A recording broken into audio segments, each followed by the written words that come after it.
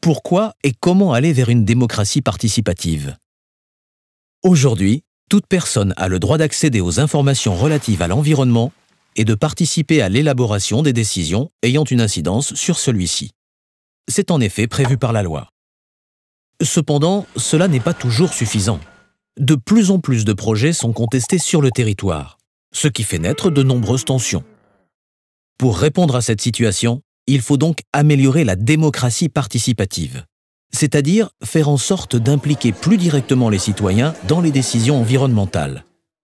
En effet, non seulement ces décisions, comme la construction d'une usine ou d'une autoroute, peuvent avoir des impacts sur le territoire et les citoyens, mais en plus, ce sont eux les mieux placés pour transmettre aux décideurs ce qui se passe sur le terrain et ainsi contribuer à améliorer les projets.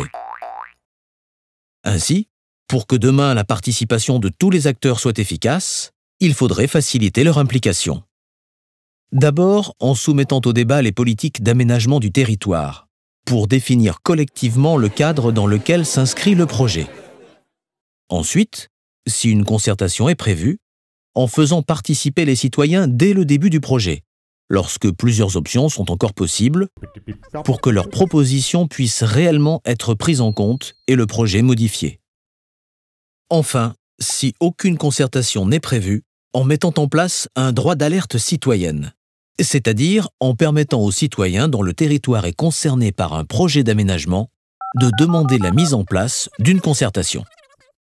Mais pour améliorer la participation des citoyens, il faudrait également faciliter leurs échanges, en les informant sur les caractéristiques du projet, comme les bénéfices économiques et les impacts environnementaux, particules émises par l'usine par exemple, à partir d'une expertise neutre et pluraliste, c'est-à-dire financée par un organisme indépendant et provenant de plusieurs sources. Elle doit également prendre en compte l'expérience pratique recueillie par les citoyens sur le terrain.